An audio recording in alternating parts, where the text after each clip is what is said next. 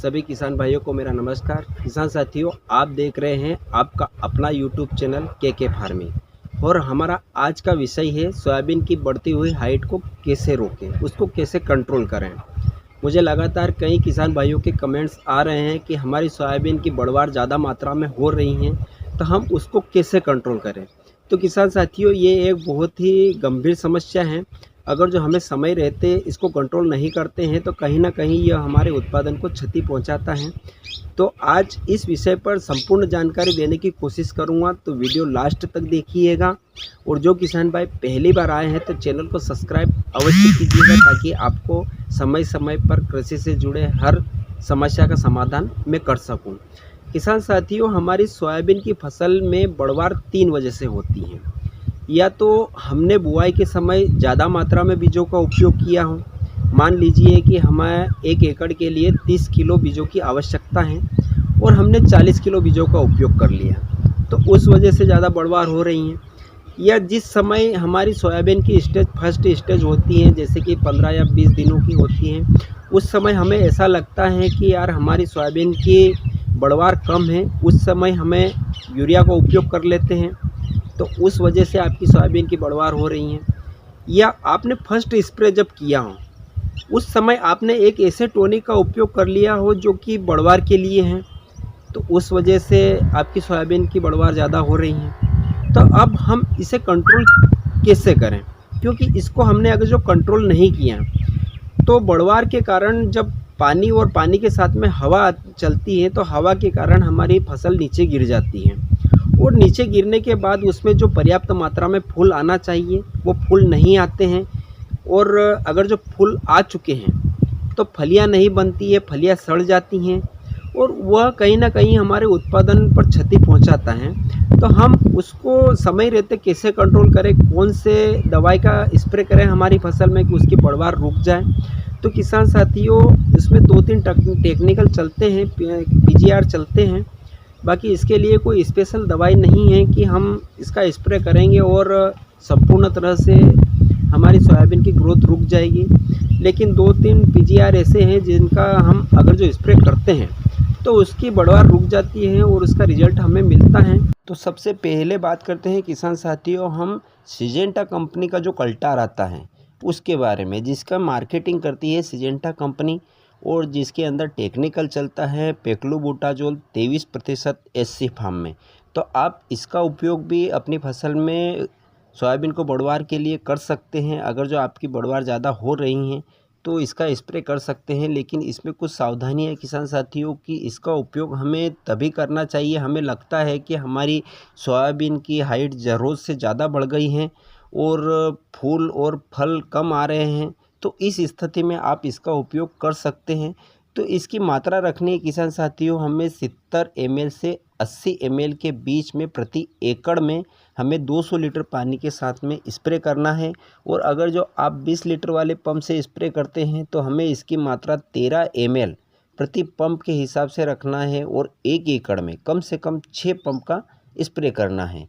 अब दूसरे नंबर पर आप ले सकते हो किसान साथियों बीएसएफ का लियोसिन, जिसके नाम से ही सभी किसान भाई वाकिफ़ है, और इसका उपयोग कभी ना कभी आपने अपनी फसल में किया भी होगा, और इसके रिजल्ट मुझे बताने की आवश्यकता नहीं है, इसके रिजल्ट आप सभी अच्छी भली जानते हैं। इसमें टेक्निकल चलता है किसान साथियों क्लोरम्यूक्रोन क्लोराइड, और इसकी मात्रा हम 200 से 250 ml प्रति एकड़ के हिसाब से रख सकते हैं। और अगर जो 20 लीटर वाले पंप से आप स्प्रे करते हैं तो इसमें हम 40 ml प्रति पंप के हिसाब से रख सकते हैं, और 1 एकड़ में कम से कम हमें 6 पंप का स्प्रे करना ही चाहिए। किसान साथियों, यह एक पीजीआर के साथ साथ एक टॉनिक का काम भी करता है। जब हम पौधे में फूल के पहले अगर जो स्प्रे करते हैं तो ये पौधे की हाइट रोक कर फ्लावरिंग को ज़्यादा से ज़्यादा बढ़ाता है, नई नई शाखाओं का विकास करता है, तो ये भी बहुत अच्छा है, तो आप इसका उपयोग भी कर सकते हो। इसके बाद आता है तीसरे नंबर पर घरडा कंपनी का चमत्कार। चमत्कार के अंदर टेक्निकल चलता है मेपिक्वाइड क्लोराइड 5%। तो इसका उपयोग आप किसान साथियों उस अवस्था में कर सकते हो जब अपनी सोयाबीन में फूल से फल बनने की स्थिति होती है उस समय भी कर सकते हो। उसके पहले भी आपको ऐसा लगता है कि मेरी सोयाबीन की पैदावार ज़्यादा हो रही हैं, तो उस स्थिति में भी आप इसका उपयोग कर सकते हो। मतलब यूँ समझ लो 40 से 45 दिनों के बाद आप अपनी फसल में इसका स्प्रे कर सकते हो। अब इसका डोज हमें रखना है किसान साथियों 250 से 300 ml प्रति एकड़ के हिसाब से 200 लीटर पानी के साथ में उपयोग करना है, और 20 लीटर वाले पंप में हमें 50 ml प्रति पंप के हिसाब से और 1 एकड़ में कम से कम 6 पंप का उपयोग करना है। अब लास्ट में आता है किसान साथियों हमारा सोमोटोमो कंपनी का ताबोली, जो कि एक बेहतरीन पीजीआर है। इसका उपयोग आपने लहसुन और प्याज और कंद वाली फसलों में किया ही होगा, और बहुत बेहतरीन रिजल्ट है किसान साथियों इसमें। तो इसकी मार्केटिंग करती है किसान साथियों सोमोटोमो कंपनी, जो कि एक जापान की ब्रांडेड कंपनी है। तो अब ये क्या काम करता है किसान साथियों, ये दोहरा काम करता है। आपकी फसल में फंगस का काम भी करता है, उसके साथ साथ यह एक पीजीआर भी है।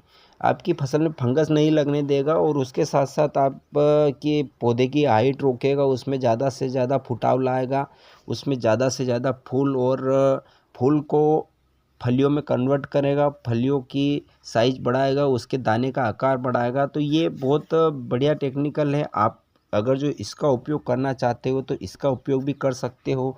इसका डोज हमें रखना है 40 ml प्रति एकड़ के हिसाब से, और अगर जो आप 20 लीटर वाले पंप से स्प्रे करते हैं तो हमें 20 लीटर में 7 ml प्रति पंप के हिसाब से डालना है, और 1 एकड़ में कम से कम 6 पंप का इस्तेमाल करना है।